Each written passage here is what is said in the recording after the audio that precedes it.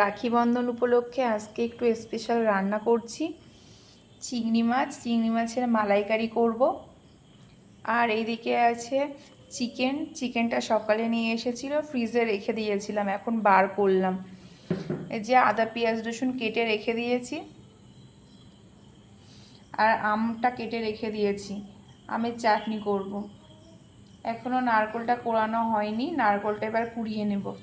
এখন বাজে 6টা, আমি এই যে রাতে রান্না বসিয়ে দিয়েছি, আলু ভাজা হয়ে গেছে, এবার মাংসটা বসিয়ে নেব। এখন বাজে 8:30, রান্না বান্না সব কমপ্লিট করলাম। এদিকে আছে ডাল, চিংড়ি মাছের মালাইকারি, চিকেন কষা, আর আছে বেগুন ভাজা আর আমের চাটনি, আর এর মধ্যে আছে ভাত, আর এর মধ্যে